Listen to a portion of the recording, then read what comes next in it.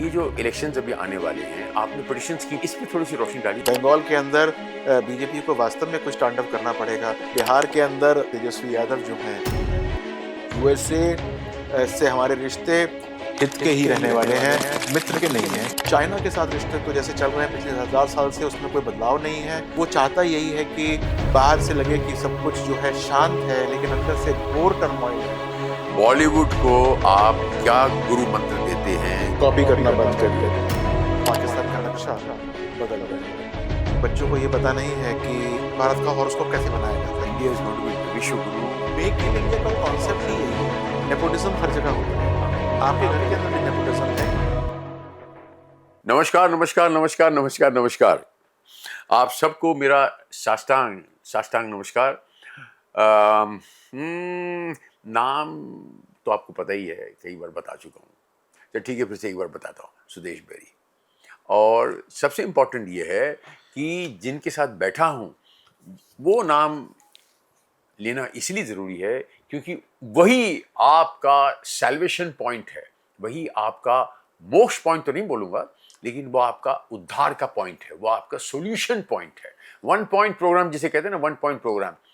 इसीलिए कह रहा हूँ क्योंकि मेरा नाम सुदेश है और मैं जो है अपनी कंट्री के लिए पहले सोचता हूँ। मैं हर बार कहीं भी किसी से भी बात करूँ तो मैं कहता हूँ कुछ भी करो दुनिया में, लेकिन 1% या 2% अपने कंट्री के बारे में सोचो, अपने कंट्री के बारे में सोचो, अपने कंट्री के बारे में सोचो। 2%, बाकी सब ले जाओ अपने घर में। 1 रुपया, 100 रुपये कमाओ, उसमें एक रुपया अपनी कंट्री के लिए मत दो। सोचो, सिर्फ सोचो, कंट्री का उद्धार हो जाएगा। 140 करोड़ लोग हैं यार। ये हर आदमी ये अपनी कंट्री के बारे में सोचे। रोज सुबह थोड़ा सा 1-2% कंट्री का क्या हाल हो, कहां से कहां पहुंच जाएंगे। वही मोदी जी कहते हैं 2% पीपल पे इनकम टैक्स। उसमें 2% में भी उन्होंने स्पीच में कहा only 20, 30, 40, 50,000 people only show the correct, बाकी सब पेपर भी नकली। इनकम टैक्स भरते सिर्फ 2%, 140% में। बताइए, अगर आप थोड़ा सा परसेंटेज बढ़ा दें, 20% भरें, तो अपनी कंट्री फिर से वही हो जाए ना। सोने की चिड़िया नहीं होगी, अब सोने का शेर होगा। सो ओवर टू आवर गुरुजी विनय बजरंगी जी, ये जानने के लिए कि स्वदेश का देश कैसे हेल्दी होगा, कैसे तब लोग कहेंगे सारे जहां से अच्छा हिंदुस्तान हमारा। अभी what I want to ask is कि बॉलीवुड जिस पे चलता है, बॉलीवुड किस पे चलता है? सबसे पहले अदा मुकद्दर। लेकिन बॉलीवुड पिक्चर बनाने के लिए, जैसे खाना बनाने को आंच की ज़रूरत है, सब्जी की ज़रूरत है, कढ़ाई की ज़रूरत है, पैसे की ज़रूरत है सब्जी खरीदने के लिए, ऐसे ही पैसों की ज़रूरत होती है। पैसा बाहर वाले देके जाते हैं। बाहर वाले कौन हैं? ये हमारे देश में जो भी पूंजीवादी लोग होते हैं, सो कॉल्ड पूंजीवादी लोग, जो इंटरेस्टेड होते हैं फिल्में बनाने में, और उनका शुक्रिया अदा करना चाहिए। शुक्र मना, वांड शक शुक्र मना और कीर्तकार, ये 3 चीज हैं। ये कहते हैं गुरु नानक देव जी, वंड शक शुक्र मना ते कीर्त कर।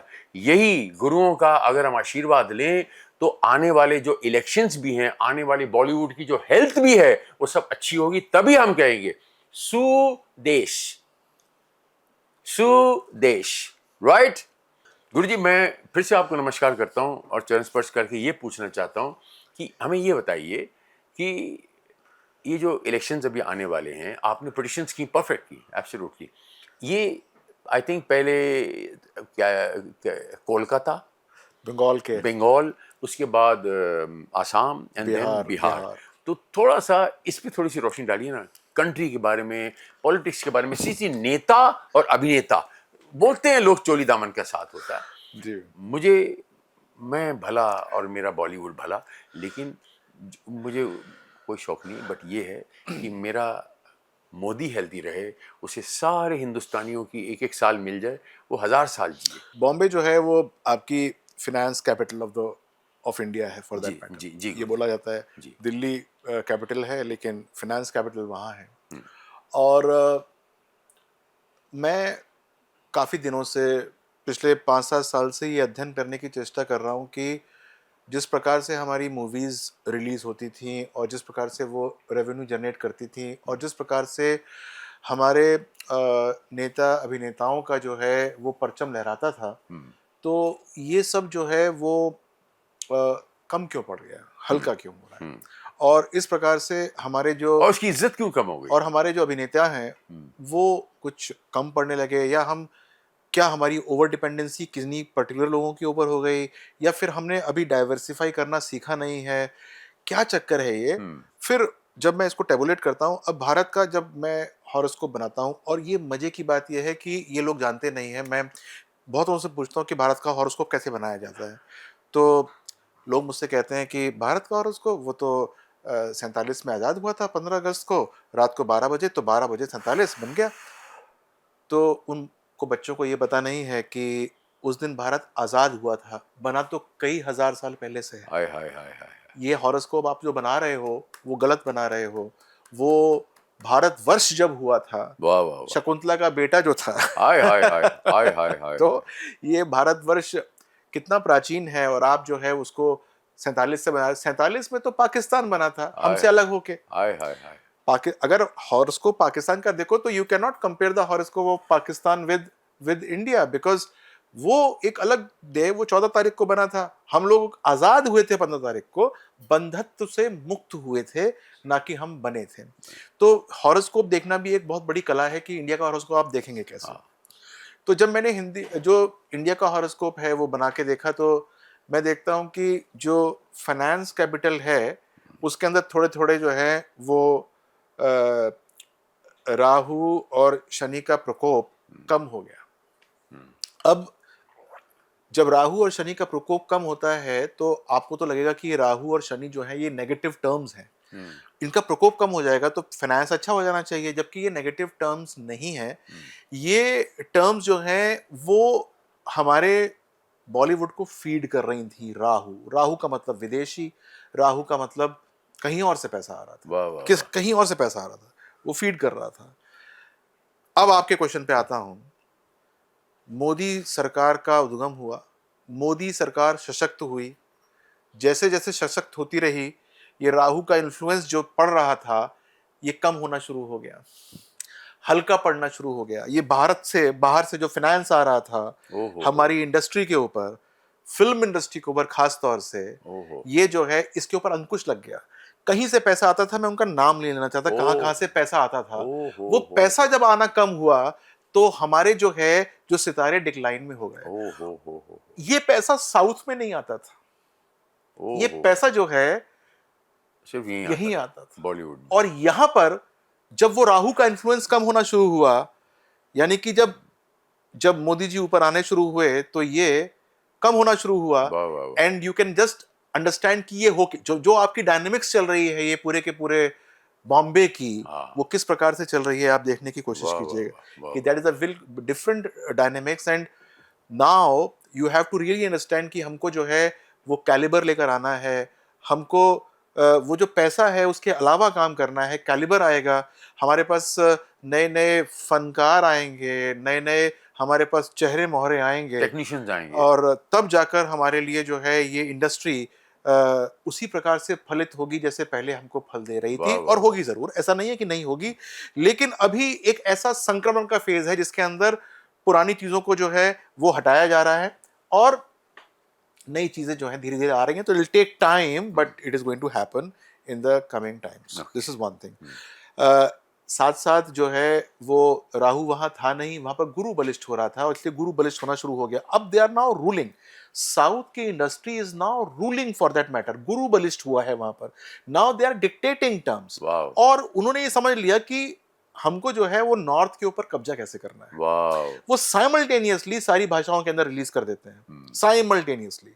वो तमिल, तेलुगु और मलयालम के अंदर तो करते ही थे, लेकिन उनको पता है कि माल कहां से मिलने वाला है असली वाला, वो वहां पर भी साइमल्टेनियसली करते हैं। जब तक किसी को समझ में आता है कि क्या अच्छी है या क्या बुरी है, इससे पहले वो बाजा बजा चुकी होती है। वाह वाह वाह। तो वाह वाह वाह। This is how the dynamics of the world is this. और ये सारा का सारा प्रताप जो आपका क्वेश्चन था ना, मैंने इसको इतना ताना बाना इसलिए बना कि ये द एडवेंट ऑफ मोदी चल रहा है, इस कारण से ये सवाल हो रहा है कि this is because of Modi that Rahu influences is decreasing, the negative influence of Rahu on Mumbai और the film industry, this one is decreasing. And ये इसका एक है। अब इन जब सारे ताने बाने को पिरोते हैं और हम देखते हैं कि बंगाल के अंदर क्या होगा, तो भाई मेरे बहुत सारे वीडियोस हैं इस बारे में। बंगाल के अंदर बीजेपी को वास्तव में कुछ तांडव करना पड़ेगा। बीजेपी जो है वहाँ पर उसको उपाय करना पड़ेगा, और उपाय बहुत इंपॉर्टेंट है कि क्या करना है कि it has to go to its basics. RSS के पास जाना पड़ेगा उसको, वहाँ से मंत्रणा लेकर आनी पड़ेगी, वहाँ से सीख आनी पड़ेगी, तब जाकर ममता जी को वो कुछ हल्का कर सकते हैं, वरना ममता जी का परचम वहाँ पर लहरा रहा है। You can not oust Didi, but you can really make her a bit shorter in this election, but you can not oust her. तो वो वहाँ पर बलिष्ठ खड़ी हुई हैं। इसके बाद आते हैं चलते हैं शर्मा जी के पास, असम चलते हैं। आसाम, शर्मा जी का। तो भाई उनका तो जो परचम है वो बहुत अच्छी तरीके से लहरा रहा है। He is going to shine like anything. तो जो भी छोटा मोटा जो क्षेत्रीय पार्टीज हैं उनका भी प्रभुत्व हल्का पड़ने वाला है। वाह, तो दैट मीन्स बीजेपी की बहुत थम्पिंग मेजॉरिटी वहाँ पर आने वाली है, तो वहाँ पर कोई दिक्कत वाली बात नहीं है। वाह, और चलिए बिहार में, तो बिहार के अंदर नीतीश जी का जो सूरज है वो नीचे आ रहा है, और जो यादव साहब हैं, तेजस्वी साहब हैं, वो अब वो मतलब कि लालू जी से अलग हट के उनकी अलग प्रतिभा और एक प्रतिमा बनी हुई है, वो काफ़ी ऊंची जा रही है। तो he is really gaining grounds there. लेकिन क्योंकि नीतीश जी का परचम नीचे हुआ है तो बीजेपी का परचम उठ रहा है। तो यहाँ पर जो है, यद्यपि ये ऊपर हैं यादव जी, लेकिन ये बीजेपी है, राष्ट्रीय पार्टी है, कुछ ना कुछ तांडव कर सकती है कि कुछ हो जाए, लेकिन फिर भी दोनों के बीच में बहुत क्लियर का गैप है। तो अगर हम आइसोलेशन के अंदर देखें तो he is going to perform good, better than BJP and Nitish Kumar combined. So BJP will have to really think hard, do some remedies over there, तभी कुछ काम होगा। अन्यथा जो है वो मिस्टर तेजस्वी यादव जो हैं, he is going to win all through. तो ये this is the national politics that you were asking for. And let us come to the international politics as well. International politics के अंदर तो हमारे आसपास के जो जो पड़ोसी हैं, पाकिस्तान है, श्रीलंका है, बांग्लादेश है, ये सारे के सारे जो हैं वो घुटने पे हैं हमारे, और घुटने पे ही रहेंगे। बल्कि बांग्लादेश जो है वो कुछ उछल कूद मचा रहा था, और वो जो है अप्रैल के बाद से उसकी जो महादशा शुरू हुई है, शुक्र की, वीनस की शुरू हुई है, उसके अंदर वो अब दबाव महसूस कर रहा है इंडिया का, और वो रिट्रेस करेगा। उसके अंदर की टर्मोइल या अंदर की पॉलिटिक्स बहुत तगड़ी है, वो एक परेशानी का विषय बन सकती है।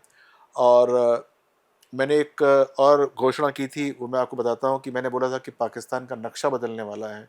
दैट मीन्स द नक्शा that Pakistan has, that is going to change. It is not that POK is coming to India, it is that Baloch are going to go away. तो एक बहुत बड़ा काम ये हो सकता है, अलग कंट्री बनने की पूरी पूरी संभावना है। And that can happen in this year. अगर पाकिस्तान ने कोई सही प्रकार से उपाय नहीं किए तो पाकिस्तान का नक्शा बदल जाएगा। एंड यूएसए से हमारे रिश्ते हित के ही रहने वाले हैं, मित्र के नहीं हैं, हित के हैं। मेरा हित है तो you scratch my back, I scratch your back, positive बस है। आप मेरा काम कर दो, मैं तुम्हारा काम कर दूंगा। ये तुम कहो कि मेरे लिए काम कर देना चाहिए, मैं आपको रेसिप्रोकेशन में कुछ नहीं दूंगा, तो ऐसा कुछ हो नहीं सकता। उनको जब लगेगा कि हिंदुस्तान ज़्यादा ऊंचा उठ रहा है तो उसको दबाना जानते हैं वो। इंडिया को भी ये पता है कि हमको कहाँ पर उसको जो है कुछ देना है और कहाँ नहीं देना है। USSR जो, सॉरी, रशिया की बात कर रहा हूँ, हमारा मित्र है, मित्र ही रहेगा। वो शनि के द्वारा ही है, कंट्रोल्ड है, ज़्यादा रिएक्टिव नहीं है, उस प्रकार की माशूक है जो कि दिखती रहती है, स्माइल करती रहती है, कुछ बोलती बालती नहीं है, लेकिन जब ज़रूरत पड़ती है तो वो पूरी की पूरी आपके साथ आके खड़ी हो जाती है। तो वो कोई बहुत बड़ा चेंज नहीं है, कोई ऐसा मत समझिए कि वो झप्पी आ जाएगी देने के लिए, नहीं। लेकिन हाँ, जब आपको ज़रूरत पड़ेगी तो you can find that Russia is standing for you. और चाइना के साथ रिश्ते तो जैसे चल रहे हैं पिछले 1000 साल से, उसमें कोई बदलाव नहीं है। वो चाहता यही है कि बाहर से लगे कि सब कुछ जो है शांत है, लेकिन अंदर से घोर टर्मोइल है। वो जानता है कि इंडिया अगले 20 साल के अंदर विश्व गुरु बन जाएगा। वो जानता है कि इंडिया जो है वो सब मामलों में तरक्की कर सकता है, इसीलिए वो इंडिया की धरती को छीनने की कोशिश करता है। इंडिया के जो वास्ट एक्सपांसेस हैं उसको बढ़ने नहीं देता, और क्योंकि इंडिया को अब सिर्फ एक ही चीज़ की ज़रूरत है, और वो है ज़मीन की, वो है वो और अब चीज़ों को करने की, लेकिन हमारी पॉलिसी ये रही है कि हम कभी स्ट्राइक नहीं करते, नहीं। हम किसी चीज़ को अपने अंदर लेते नहीं है, चाहे हमसे कुछ भी कोई चीज़ ले जाए। तो वो जब उसका मौका लगता है तो वो हमसे कुछ ना कुछ लेने की कोशिश करता है, लेकिन उससे रिश्ते जो हैं वो ऊपर नीचे के रहेंगे, लेकिन फिर भी अंडर कंट्रोल रहेंगे। कहीं पर हल्की सी कुछ बात हुई तो एक हमारा परम मित्र बैठा हुआ है, और परम मित्र हमारे एक ऐसे भाव में बैठा हुआ है हॉरोस्कोप पे कि लोगों को देखने में शत्रु लग सकता है, लेकिन है वो परम मित्र, क्योंकि वो वो कौन है? उपचय भाव का है, और उसे कहते हैं Israel. Oh wow! That is a उपचय मित्र हमारा। उपचय मित्र का मतलब होता है कि अ, जब कोई साथ नहीं देगा हाय हाय हाय हाय हाय हाय!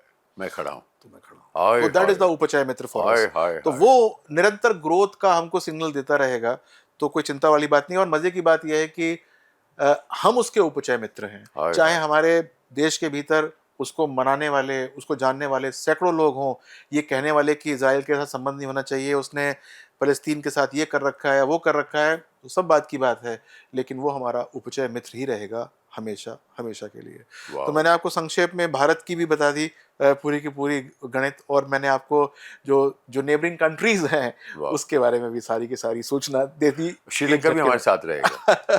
श्रीलंका तो मतलब इस तरीके की एक, जैसे देवरानी और जेठानी के अंदर रिलेशनशिप होती है, बट एक ही घर में चाइना को रहते तो हैं। उसने पाक कर दे दिया, तो पोर्ट बेच दिया आपने, बेचा हुआ ये सब बेचते रहेंगे।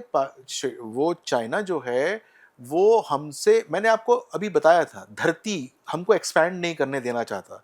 अगर कोई हमारा मित्र होगा तो वो हमको अपनी धरती देगा कि यहाँ पर काम कर लो।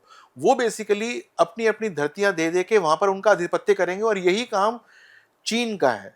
वो चाहे पाकिस्तान हो, वहां पर उनकी धरती पे कब्जा, चाहे वो श्रीलंका हो उसकी धरती पे कब्जा, चाहे वो नेपाल हो उसकी धरती पे कब्जा, और वो चाहे बांग्लादेश हो उसकी धरती पे कब्जा। ये कब्जा करके वो हमको किसी भी तरीके से जो है बांधना चाहता है, हाँ, क्योंकि वो हमारा एक ऐसा मित्र है जो कि अमित्र है, जो कि मित्र है ही नहीं। है ही नहीं। प्रवरोक वो देखने में मित्र लग सकता है, बाहर से शांत हो सकता है, लेकिन वो मित्र है नहीं। तो ये हमको हर जगह से ट्रैप या हमको ख़त्म करने के पर्पज़ में रहेगा। कोई समझदार व्यक्ति होगा जो कि रणनीति ये जानता होगा, और मुझे अच्छा पता है कि जिस प्रकार के लोग, जिस प्रकार के नेतागण, जिस प्रकार के विदेश मंत्री और उनके सचिव वगैरह हैं, वो सब के सब इन सब फिलॉसफीज़ को जानते हैं, और वो उस प्रकार से काम करेंगे। तो ज़्यादा चिंतित होने की ज़रूरत नहीं है। Things are going to be nice and bright for India for the coming 20 years, not to worry. Wow! So, what do you think that India is going to be Vishwaguru in 5 years' time? If you talk about Vishwaguru, so I'll say that you resist yourself from speaking India, because India is a term जो बंधत्व का बोध कराती है, बंधत्व का बोध कराती है। हाँ, उपनिवेशिक नाम है ये, रखा गया आपका, जैसे आपको कोई टॉम कहना शुरू कर दे तो वो उपनिवेशिक नाम है। भारत कहिए, भारत संस्कार होता है, हमारा संस्कार है भारत। वाओ! और जब भारत हम बोलते हैं अपने देश को, तो हम नाइन्थ हाउस को जागृत करते हैं। नाइन्थ हाउस होता है गुरु, नाइन्थ हाउस होता है फादर, नाइन्थ हाउस वो होता है जिसके ऊपर आपका हमेशा साया रहता है। जब हम भारत बोलते हैं तो हमारा नाइन्थ हाउस जागृत हो जाता है। तो हम बहुत जल्दी उस कगार पे पहुंचते हैं जिसके अंदर लोग हमको as a fatherly figure, as a guru figure, as as a विश्व गुरु फिगर देखना शुरू कर देंगे। एंड आई एम श्योर कि अगले 15-20 साल के अंदर ऐसा होना शुरू हो जाएगा, when you will be proud to say that we have reached to that stage in which the people address us as their spiritual teacher for that Wow! Matter. Wow! So spiritually also we are too strong, and financially also, and industrial, जो इन्होंने कहा था अभी, जो सारा का सारा outsource जो कंपनियां ला रहे हैं, जो देखिए, Modi ji. Make in India का कॉन्सेप्ट ही यही है। मेक इन इंडिया का जो कॉन्सेप्ट है वो यही है कि आप स्वावलंबी बनिए। हाँ, जब हम कह रहे हैं कि हम विश्वगुरु बन रहे हैं, तो हमारी देखिए, जरूरत तो आपको हर एक की होती है, आपको अपने पड़ोसी की भी जरूरत होती है, चाहे उससे आप एक दाना न लें, लेकिन जरूरत होती है। यस, लेकिन फिर भी यदि आप स्वावलंबी हैं तो आपका पड़ोसी आपको आंख नहीं दिखा सकता। वो हमेशा आपके साथ खड़ा रहेगा और कहेगा, हाँ सर कैसे हैं आप, सर कैसे हैं। या आप उसके सामने हमेशा दयनीय रहेंगे तो वो आपको आंख भी दिखाएगा। तो यदि हम सेल्फ डिपेंडेंट हो जाते हैं, और यदि हम किसी तरीके से अपने सारे कामों को करना शुरू कर देते हैं तो हमको लोग सामान भी देंगे, हमारे पास नेगोशिएशन की पावर भी होगी, और हम जिस जिस हमको हिसाब से सामान चाहिए उनसे वो हमको मिलना आरंभ हो जाएगा। हो जाएगा। अभी हम थोड़े से नीचे हैं क्योंकि मैन्युफैक्चरिंग हमारे पास इतनी अच्छी है नहीं, हम कॉस्टिंग को जो है वो थोड़ा सा कम करते हैं, और मेरा इस पॉडकास्ट के माध्यम से जो है वो भारत सरकार को, या फिर यही मेरा एक अनुरोध रहेगा कि ईज ऑफ डूइंग बिजनेस होना चाहिए यहाँ पर। जब यहाँ पर व्यक्ति आता है तो उसको ये गर्व हो कि मैं एक ऐसे देश में आया हूँ काम या करने के लिए या जहाँ पर काम करना बहुत आसान है, जहाँ पर आपस में द्वेष कम है हाँ और मेरी टांग खींचने वाले लोग कम हैं। जब इस प्रकार की एक वातावरण क्रिएट होना शुरू हो जाएगा तो जो चीज़ चीन कर रहा है, हमारे पास तो और सस्ती लेबर है उनसे, हाँ हम जो है वो क्यों नहीं कर सकते जो वो और कर रहा है। Intelligent labour. इंटेलिजेंट तो ऑब्वियस सी बात है, लेकिन हमारे पास और सस्ता है, हमें पैसे ज़्यादा खर्च नहीं करने पड़ते और सब चीज़ें हमारी घर में ही उपलब्ध हो जाती हैं। यस सिर्फ यही काम रह गया है, मेक इन इंडिया ज़रूर जो है भारत को उस मुकाम पे लेके जाएगा जिसकी हम सोच रहे हैं, परिकल्पना कर रहे हैं। Alright. So finally I want to ask, Bollywood को आप क्या गुरु मंत्र देते हैं कि जिससे बॉलीवुड जो है, मेरा परिवार बॉलीवुड जो है वो सक्सेस, जैसे मोदी जी ने कंट्री को, मोदी जी देश के लिए रहे, ऐसा ही बॉलीवुड के लिए कोई ऐसा मोदी, अगर आप मुझे ब्लेस करें तो मैं बॉलीवुड के लिए मोदी जी का रोल प्ले करने के लिए तैयार हूँ। मुझे कोई प्रॉब्लम नहीं है, मुझे कोई प्रॉब्लम नहीं है, क्योंकि मेरे पास मैं लो प्रोफाइल एक्टर हूँ, अंडर एक्सपोज एक्टर हूँ, मेरे पास 40 साल का छोटा सा तजुर्बा है, 40 साल का जी जी जी जी। और 40 साल से अगर मेरे हर काम को लोग पसंद कर रहे हैं, हर रोल को पसंद कर रहे हैं, जो आपने भारत नाम लिया, वो मैं इंस्पेक्टर भारत हूँ।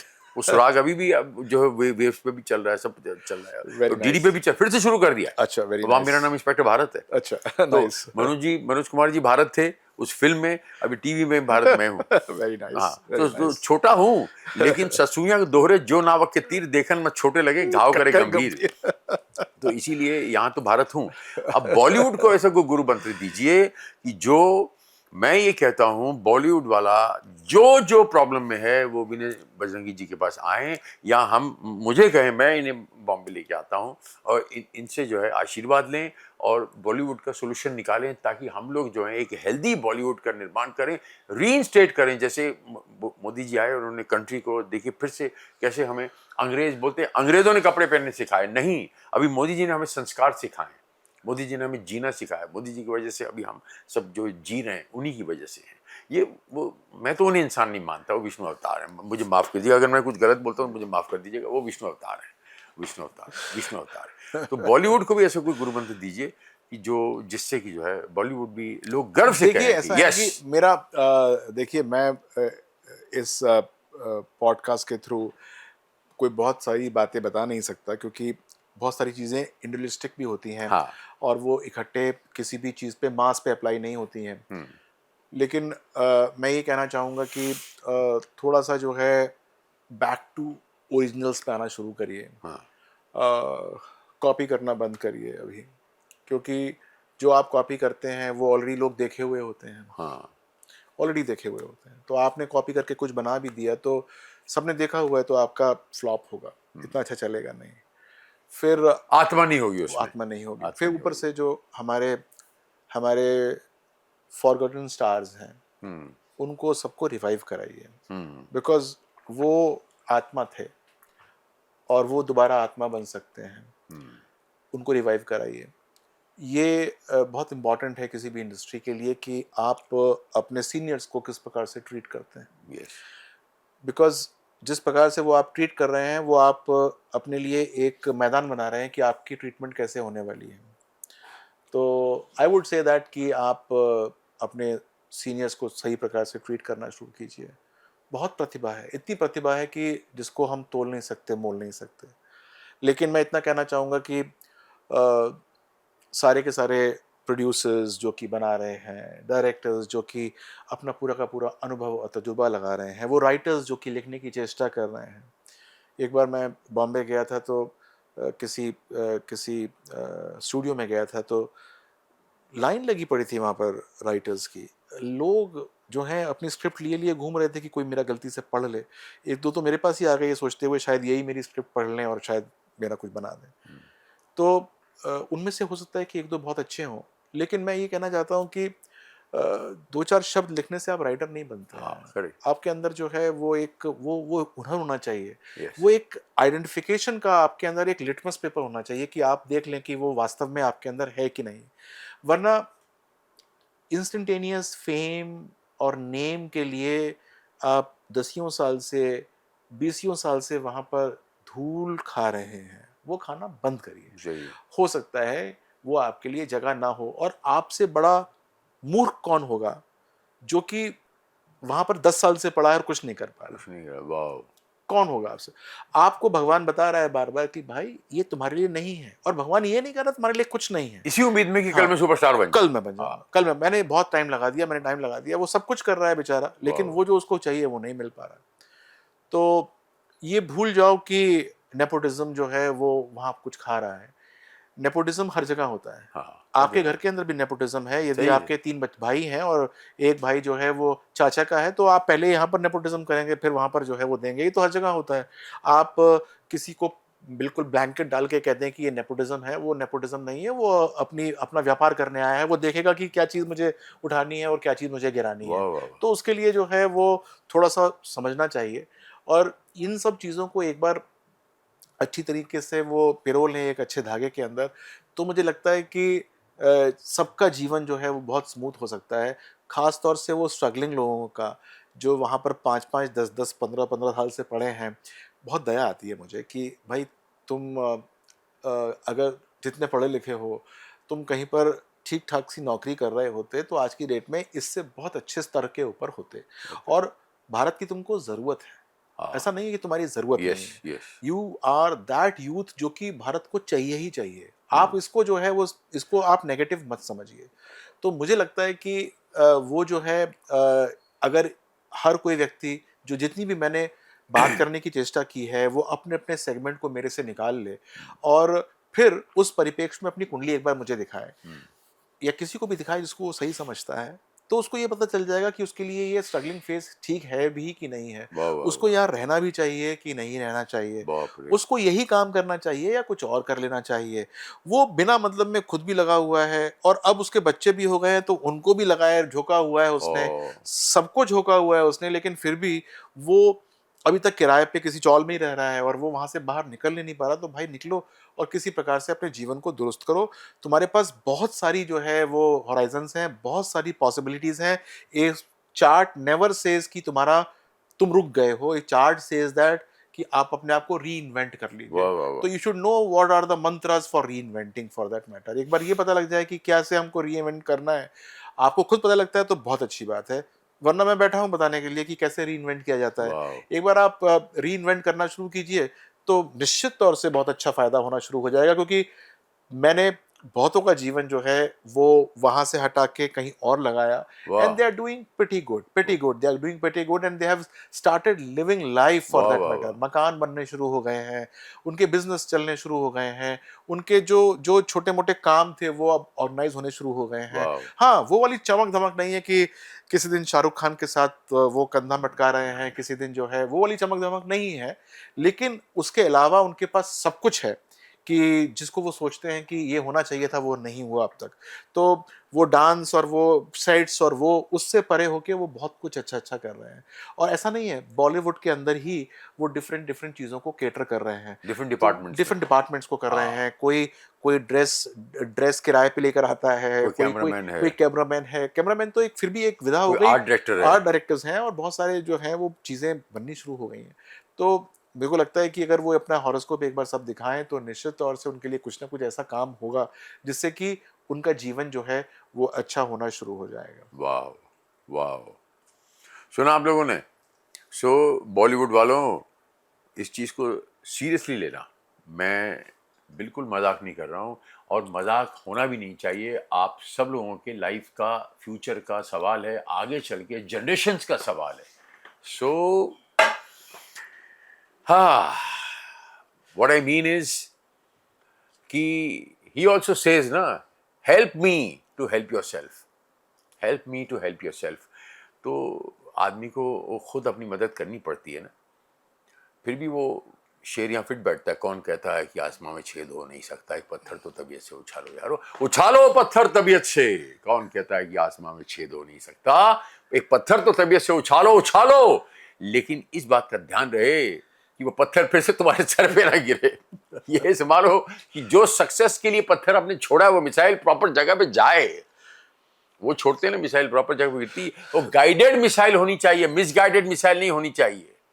You know what I mean? गुरुजी मैं ठीक कहा मैंने? बिल्कुल सही कहा आपने। गाइडेड मिसाइल बिल्कुल सही होती है, और गाइड मैं करूंगा। देखिए you said it. And last but not the least, the guided missile, mister Vinay Bajrangi ji. अभी आप सब लोगों ने इन्हें बुलाना है और हमें बॉलीवुड को एक सक्सेस, एक हेल्दी परचम, उसका परचम फैलाना है बॉलीवुड का। ओके, आप सबसे विदा लेता हूं, फिर से लौटूंगा, फिर लौटूंगा। केबीसी कितने सीजन हुए? ये तो पहला सीजन है। इब्तिदाई इश्क होता है क्या, आगे आगे देख होता है क्या, काहे टेंशन लेता है, आऊंगा ना फिर से। फिलहाल छोटे मोटे ब्रेक के बाद नहीं, बड़े ब्रेक के बाद आज मिलते हैं। Okay, thank you very much, I love you all. मेरे साथ 3 बार बोलिए, जय हिंद, जय हिंद, जय हिंद, भारत माता की जय। God bless you all. Thank you very much, नमस्कार।